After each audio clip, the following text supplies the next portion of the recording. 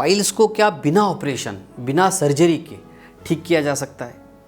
Piles, जिसे हम बवासीर कहते हैं, बहुत ही दर्दनाक बीमारी है, बहुत ही तकलीफ देह बीमारी है, बहुत ही गंभीर बीमारी है और इसमें पेशेंट परेशान हो जाते हैं, रोने लगते हैं, उनकी daily life, routine life disturb हो जाती है।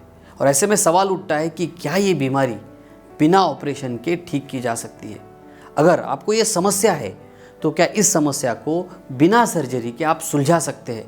इसी बात को इस वीडियो में आज हम जानने वाले हैं, समझने वाले हैं। मैं कुछ ऐसी खास बातें आपको बताने वाला हूं जो अगर आप आपकी ज़िंदगी में अपनाएंगे तो इस बीमारी को, इस तकलीफ़ को आप न कि पूरी तरह से ख़त्म कर पाएंगे बल्कि हमेशा के लिए ख़त्म कर पाएंगे और बिना ऑपरेशन के ख़त्म कर पाएंगे। नमस्कार, मैं डॉक्टर शीतल टोंगसे आपका बहुत बहुत स्वागत करता हूं डॉक्टर टोंगसे होम्योपैथी इस यूट्यूब चैनल पर। मेरा मकसद है, मेरी कोशिश है कि ज़्यादा से ज़्यादा लोग बिना ऑपरेशन के ठीक हो सके। और आपको जानकर हैरानी होगी कि लगभग 90% केसेस में ऑपरेशन की आवश्यकता नहीं पड़ती है अगर हम इस बीमारी को समझें, हम इस डिसीज़ को समझें। पाइल्स या बवासीर एक गंभीर बीमारी है। इसमें मलाशय और गुदा के अंदर सूजन आ जाती है, स्वेलिंग आती है और इसीलिए बहुत दर्द पेशेंट को इसमें होता है। पेशेंट बहुत परेशान हो जाते हैं, काफ़ी तकलीफ़ें इनको होती है। और ऐसे में किस तरह से मैं इस तकलीफ़ से राहत पाऊँ, किस तरह से मुझे आराम मिल सके, मैं क्या करूँ, कौन सी दवाई लूँ। फिर इस अवस्था में वो किसी भी तरह की दवाई लेने के लिए तैयार हो जाते हैं। कभी कभी वो ऑपरेशन भी कर लेते हैं और ऑपरेशन के बावजूद भी ये समस्या वापस से हो जाती है, फिर से हो जाती है। इसमें ऑपरेशन करने वाले डॉक्टर की गलती बिल्कुल नहीं होती। उनका काम होता है सर्जरी करना। अगर आपको मस्सा आया है, अगर आपको फिशर है, फिस्चुला है, पाइल्स है, तो वो सक्सेसफुली ऑपरेशन कर लेते हैं। लेकिन कुछ ऐसी चीज़ें होती है, कुछ ऐसी लाइफस्टाइल चेंजेस होते हैं जो अगर आपने नहीं किए और कारण अगर परसिस्टिंग है, फिर से अगर वही कारण आते हैं तो आपको ये समस्या फिर से हो सकती है। और इसीलिए आज हम इस वीडियो में जानने वाले हैं वो कौन सी महत्वपूर्ण बातें हैं जो आपने समझनी चाहिए, जिससे आपकी पाइल्स की समस्या ठीक हो सकती है। इन बातों को समझने के पहले सबसे पहले पाइल्स है क्या, ये समझना भी ज़रूरी होता है। पाइल्स आमतौर पर दो प्रकार के होते हैं। एक होता है आंतरिक और एक होता है बाहरी पाइल।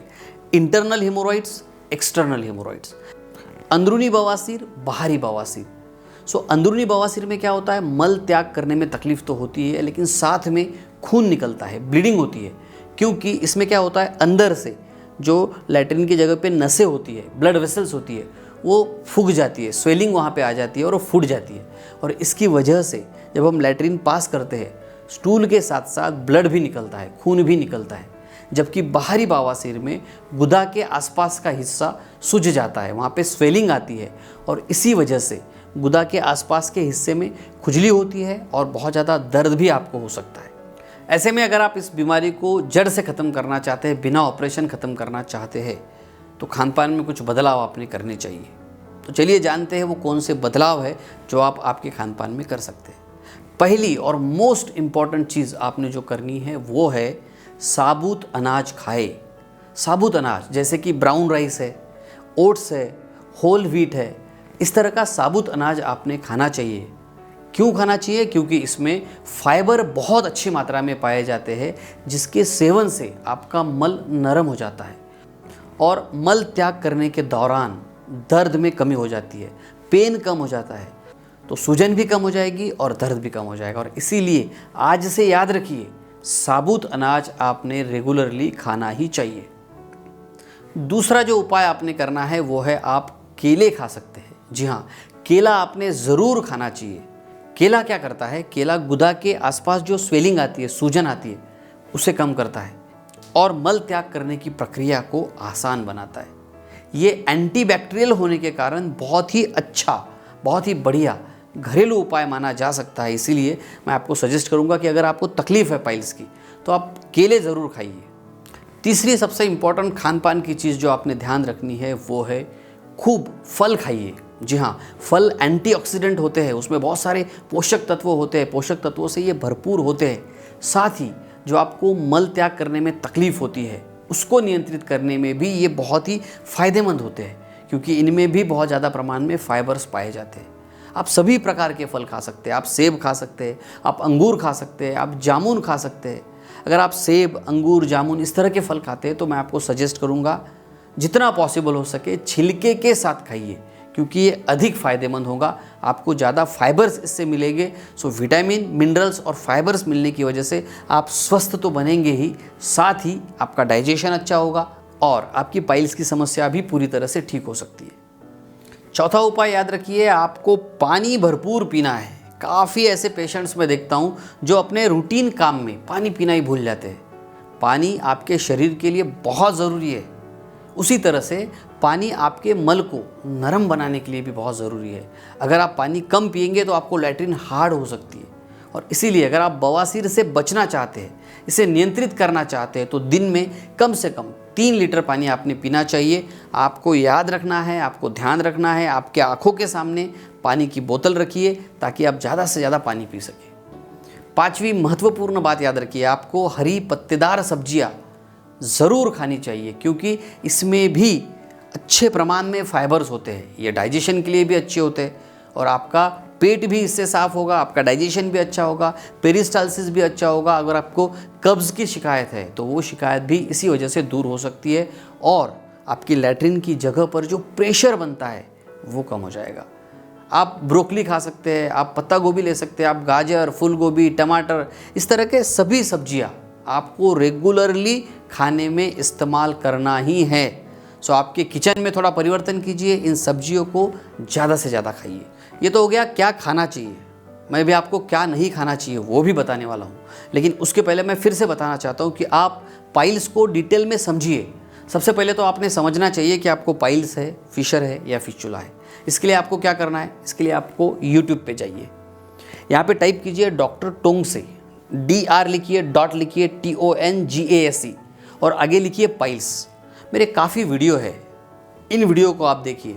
कारण क्या है, सिम्टम्स क्या होते हैं, आपको पाइल्स है, फिशर है, फिस्टुला है, कौन सी बीमारी है, इस सब के बारे में डिटेल में इन वीडियो में मैंने डिस्क्राइब किया है, एक्सप्लेन किया है। इनको भी आप देखिए, समझिए, ताकि आप इस बीमारी को पहचान सकें।